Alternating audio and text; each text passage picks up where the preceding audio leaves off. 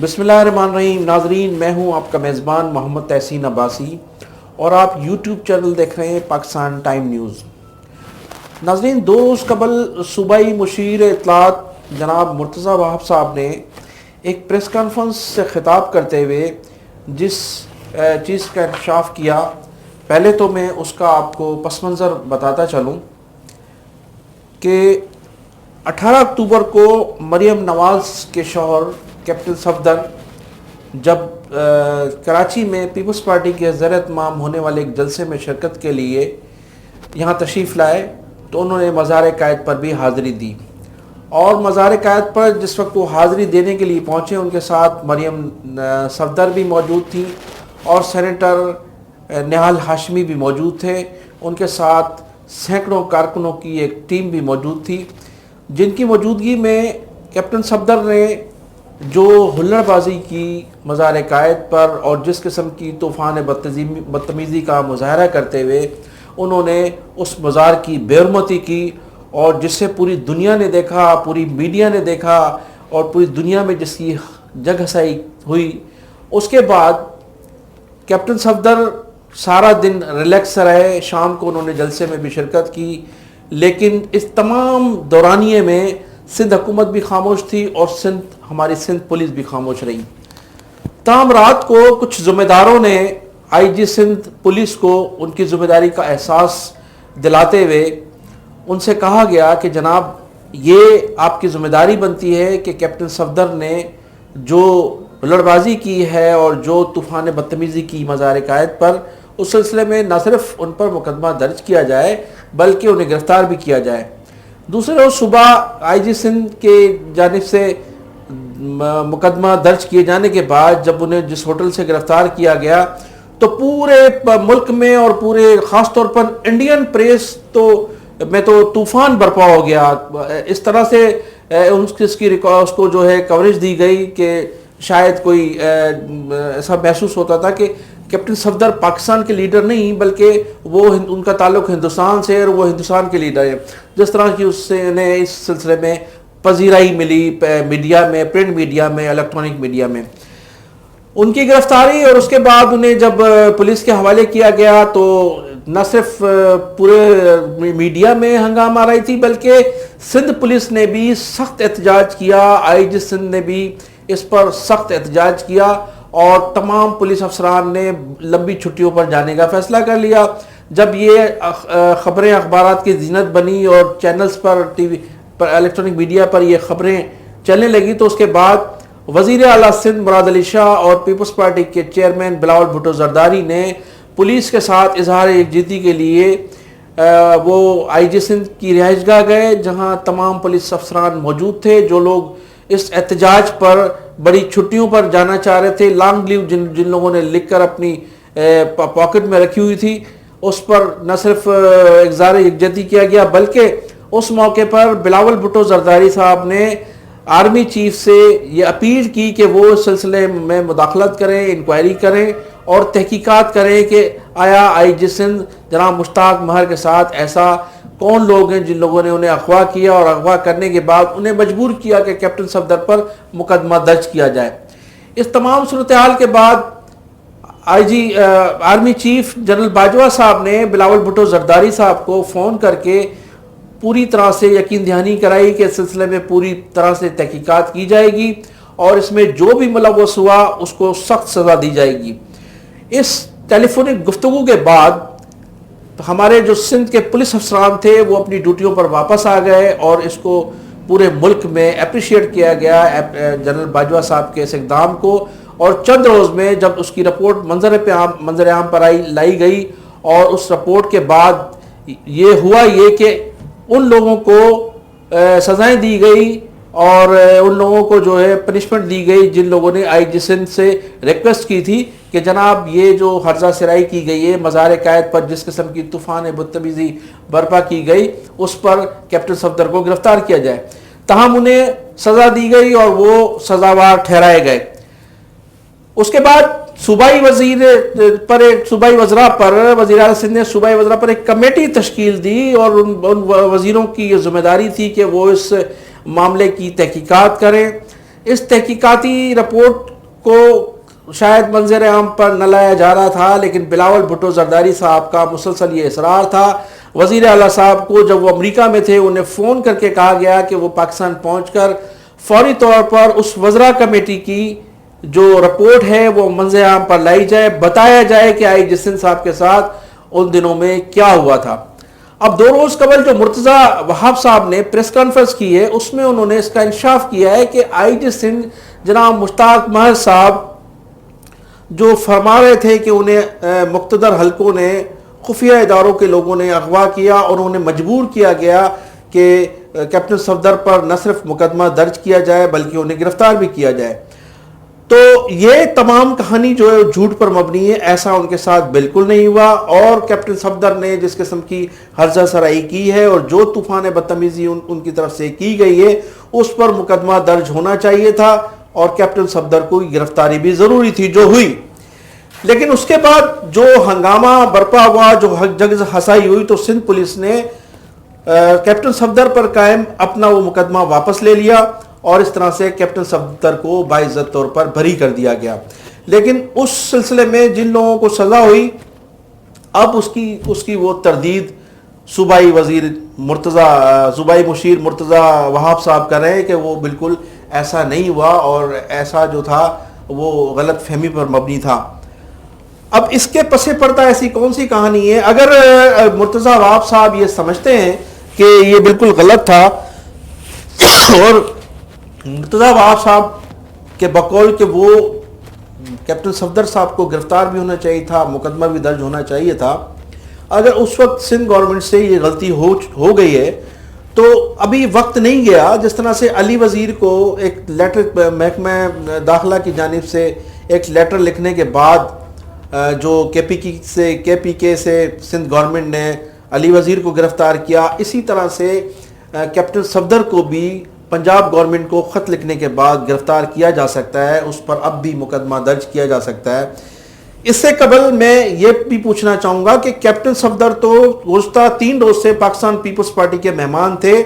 وہ 3 روز سے پہلے سکھر، اس کے بعد لاڑکانہ، اس کے بعد کراچی، وہ دندناتے پھر رہے تھے۔ 3 دن میں سندھ حکومت کو یہ ہوش کیوں نہیں آیا کہ وہ کیپٹن صفدر کو گرفتار کرے؟ کیونکہ اس نے بابائے قوم کے مزار پر جو ہرزہ سرائی کی ہے، جو جس قسم کی اس نے طوفان بدتمیزی برپا کی ہے، اس میں اس کو اگر یہی گرفتار کر لیا جاتا تو زیادہ بہتر تھا۔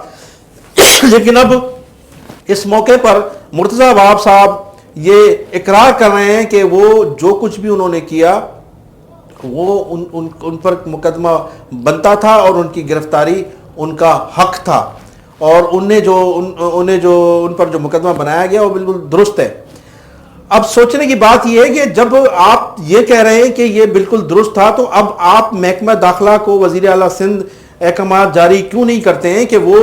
علی وزیر کی طرح ان کو بھی گرفتار کرے، اور گرفتار کر کے فوری طور پر سندھ پولیس کے حوالے کرے، تاکہ جو توہین، جو ہمارے بابائے قوم کے مزار کی توہین کی گئی ہے، اور جس طرح سے دنیا میں جگہ سائی کی گئی ہے اس مزار پر بیٹھ کر، ہمیں جو ہے اس کو سزا دینی چاہیے۔ لیکن دوسری جانب سندھ حکومت کے بعض دوستوں نے اور آئی جی سندھ کے قریبی حلقوں نے ہمیں یہ بھی بتایا ہے کہ موجودہ حکومت مشتاق ماہر کو بھی تبدیل کرنے کے لیے سوچ بچار کر رہی ہے۔ اس سے قبل پیپلز پارٹی کی حکومت نے اپنے 2.5 سالہ دور اقتدار میں 2 آئی جی سندھ کو تبدیل کیا جو ان کے ناپسندیدہ تھے، جن میں گزشتہ دنوں کلیم اللہ صاحب تھے، اور اس سے قبل خواجہ صاحب۔ ان کو انہوں نے ناپسندیدہ قرار دے کر تبدیل کیا، ان کے خلاف پورے ملک میں واویلا مچایا، وفاقی حکومت کو مورد الزام ٹھہرایا گیا۔ پھر اس کے بعد جب وفاقی حکومت نے ان کی تبدیلی کے لیے ان سے سندھ گورنمنٹ سے ریکویسٹ کی کہ جناب آپ جو نام آپ جن لوگوں کو آپ آئی جی لگوانا چاہتے ہیں ان میں سے کم از کم 3 نام ہمیں بھیج دیے جائیں، تاکہ ہم ایک کوئی سلیکٹ کر کے آپ کو نیا آئی جی دے دیں۔ وفاقی حکومت نے ان کا باقاعدہ ان کا کہنا مانا، اور جن 3 نام صوبائی حکومت نے وفاقی حکومت کو آئی جیز کے لیے روانہ کیے تھے، اس میں ایک مشتاق ماہر صاحب کا بھی نام تھا، اور مشتاق مہر صاحب کا نام تیسرے نمبر پہ تھا، لہٰذا وفاقی حکومت نے مشتاق مہر کو آئی جی بنا کر بھیج دیا اور گزشتہ کئی ماہ سے صوبہ سندھ میں آئی جی کی پوسٹ پر تعینات ہیں۔ مشتاق مہر صاحب کا تعلق بھی سندھ سے ہے اور وہ اس وقت آئی جی بھی سندھ میں ہی لگے ہوئے ہیں، لیکن اطلاعات یہ ہے کہ آئی جی سندھ وزیر اعلیٰ کے درمیان کون ہم آئنگی پیدا نہ ہو سکی، اور وہ مشتاق مہر جن کے لیے ایک آنیسٹی کے حساب سے معاملات مشہور تھے، وہ اپنے معاملات اسی طرح سے چلا رہے ہیں، نہ تو کسی صوبائی وزیر کے کہنے پر کسی کو ایس ایچ او لگایا جاتا ہے اور نہ ہی کسی کی سفارش پر کسی کا ٹرانسفر یا پوسٹنگ کی جاتی ہے۔ لیکن دوسری جانب جو ایڈیشنل آئی جی ہیں غلام نبی میمن صاحب، وہ جو ہے وہ پورے کراچی میں باقاعدہ انٹرویوز کے ذریعے ایس ایچ او کو کی تعیناتی کرتے ہیں، لیکن چند روز کے بعد مشتاق مہر اس ایس ایچ او کو ہٹا دیتے ہیں جو غلام نبی میمن کی جانب سے لگایا جاتا ہے۔ تو یہ الزام ان پر ہے، اور سندھ گورنمنٹ مشتاق مہر کو کھل کر مخالفت نہیں کر رہی ہے کہ یہ جو ہے وہ اپوزیشن کے کام کر رہے ہیں یا سندھ گورنمنٹ کے لیے ناقابل قبول ہو چکے ہیں یا سندھ گورنمنٹ کے کہنے پر نہیں ہے، یا جو سندھ گورنمنٹ جو ان سے کہتی ہے ان کے آرڈرز کو اوبے نہیں کرتے۔ سندھ گورنمنٹ اس وقت سازشوں میں مصروف ہے، وہ اس آئی جی کے خلاف اپنے وہ اقدامات کر رہی ہے جو نہ تو میڈیا پہ لائے جاتے ہیں اور نہ ہی اس کی کوئی تشہیر ہوتی ہے۔ سندھ گورنمنٹ پوری طرح سے آئی جی کے خلاف اس وقت کام میں مصروف ہے۔ وہ سمجھتے ہیں کہ اگر ہم نے مشتاق مہر کی کھل کر مخالفت کی اور ہم نے ایک مرتبہ پھر یہ مطالبہ دہرایا کہ سندھ حکومت اور آئی جی سندھ مشتاق مہر ساتھ نہیں چل سکتے، تو پھر ہم پر جو ہے وہی الزام لگایا جائے گا، ہمیں جو ہے ہم پر جو ہے وہ ماضی میں جس طرح سے ہم نے 2 آئی جیز کو نکالا یہاں سے، ان کو صوبہ بدر کیا اور ان کی تبدیلی میں ہم نے جو شور اور واویلا مچایا، اگر ہم اس آئی جی کے بھی خلاف بھی اس قسم کا کوئی اقدام کرتے ہیں تو یہ ہمارے لیے باعث شرمندگی ہوگا، اور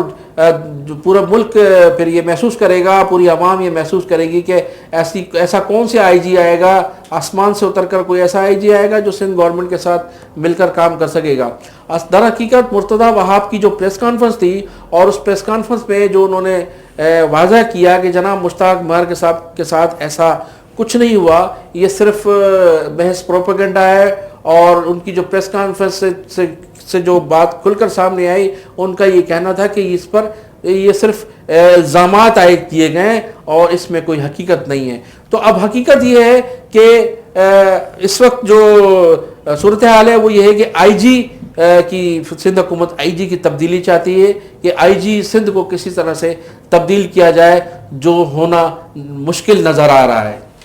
گزشتہ 27 دسمبر کو لاڑکانہ میں محترمہ بینظیر بھٹو کی شہادت کے سلسلے میں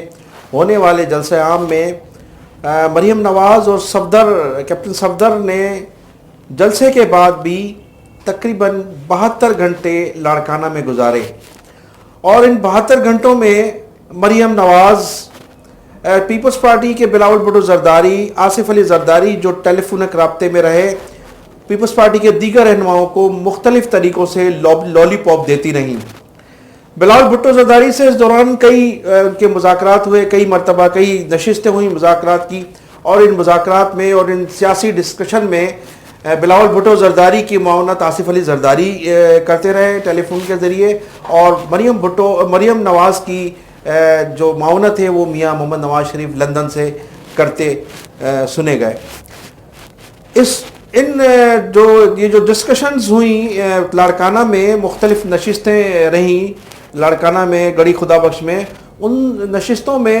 زیادہ تر مریم نواز کا یہی موقف تھا کہ پیپلز پارٹی کو تمام اسمبلیوں سے مستعفی ہو جانا چاہیے، جبکہ بلاول بھٹو زرداری کا بھی یہی موقف تھا، لیکن آصف زرداری مسلسل انہیں یہ سمجھاتے رہے کہ مستعفی ہو کر کسی بھی صورت میں ان سلیکٹڈ حکومت کو ہمیں راستہ نہیں دینا چاہیے، ہمیں پارلیمنٹ میں بیٹھ کر ان کے خاتمے کا بندوبست کرنا چاہیے اور مستعفی ہونا مسئلے کا حل نہیں۔ 1985 میں پاکستان پیپلز پارٹی نے انتخابات کا بائیکاٹ کر کے جو غلطی کی تھی، اس غلطی کی صورت میں کافی ایسے لوگ سیاستدان نئے پیدا ہو گئے جن کو جو اب ایک پختگی اختیار کر چکے ہیں اور جن کا مقابلہ کرنا پاکستان پیپلز پارٹی کے لیے خاصا مشکل نظر آتا ہے، لہٰذا وہ کسی بھی صورت سیاسی میدان چھوڑنے کے لیے تیار نہیں ہیں۔ مریم نواز صاحبہ کا یہ پھر موقف تھا کہ اگر پیپلز پارٹی مستعفی ہونا نہیں چاہتی تو ہمیں اس سلیکٹڈ وزیر اعظم پہلی صورت میں ہمیں اس سلیکٹڈ وزیر اعظم عمران خان کے خلاف عدم اعتماد کی تحریک لانی چاہیے اور ہم اس عدم اعتماد کی تحریک میں کامیاب ہو جائیں گے۔ کامیاب ہونے کی صورت میں اگلا ہمارا پی ڈی ایم کی جانب سے جو ہمارا وزیر اعظم ہوگا وہ ہوگا بلاول بھٹو زرداری، اور اس کے بعد دوسری صورت میں ہمیں صدر مملکت عارف علوی کے خلاف مواخذے کی تحریک پیش کرنی ہوگی، اور جب اس تحریک میں ہم کامیاب ہو جاتے ہیں تو اس صورت میں آصف علی زرداری کو ملک کا صدر بنایا جائے گا۔ اسی طرح سے دوسرے صوبوں میں عدم اعتماد کی تحریکیں لا کر ہم تبدیلی لائیں گے اور مل کر حکومتیں بنائیں گے۔ اسی طرح سے مریم نواز گزشتہ لاہور میں جو پی ڈی ایم کا جلسہ ہوا، جلسے سے قبل جو اجلاس ہوا، اس اجلاس میں میاں محمد نواز شریف اور مریم جو ہے صفدر وہ مولانا فضل الرحمان کو یہ لالی پاپ دیتی رہی ہیں۔ ان سے کہا گیا ہے کہ اگر سلیکٹڈ حکومت کا خاتمہ ہو جاتا ہے تو ہم اس صورت میں مولانا فضل الرحمان ہمارے پی ڈی ایم کے امیدوار ہوں گے وزیر اعظم کے، اور وہ مستقبل کے وزیر اعظم ہیں، یہ انہیں وہ نقشہ دکھاتی رہی ہیں۔ مریم نواز نے بلاول بھٹو زرداری اور جناب آصف علی زرداری کو وہ مساق جمہوریت بھی یاد دلایا جس مساق جمہوریت پر میاں محمد نواز شریف اور محترمہ بے نظیر بھٹو کے دستخط آج بھی موجود ہیں۔ اس مساق جمہوریت کا حوالہ دیتے ہوئے انہوں نے کہا کہ دونوں لیڈروں نے ایک ایسا معاہدہ کیا تھا اور اس معاہدے کو ہمیں برقرار رکھنا چاہیے، لیکن مریم نواز شاید یہ بھول گئیں کہ 2013 میں جو انتخابات ہوئے اور انتخابات کی صورت میں جو مسلم لیگ نون کی حکومت وجود میں آئی، جس میں جو ان کے چچا کا لب و لہجہ تھا، جو ان کے پاپا کا لب و لہجہ تھا، یا جو ان کے وفاقی وزراء کا آصف زرداری صاحب کے لیے لب و لہجہ تھا، وہ ان کو شاید یاد نہیں، وہ شاید بھول گئی جب شہباز شریف اور نواز شریف آصف علی زرداری کو گھسیٹنے کا کہا کرتے تھے، روڈوں پر گھسیٹنے کا چیلنج کرتے تھے، اور مینار پاکستان پر انہوں نے کیمپ لگا کر احتجاج کیا تھا۔ یہ تمام باتیں آج اگرچہ ان کی نظروں سے نہیں گزری لیکن یہ ماضی کا حصہ بھی بن گئی ہیں، لوگوں کو یاد ضرور ہیں۔ میں انہی الفاظوں کے ساتھ آپ سے اجازت چاہوں گا کہ آپ اپنا بھی خیال کیجئے گا اور میرے چینل کا بھی خیال کیجئے گا۔ السلام علیکم۔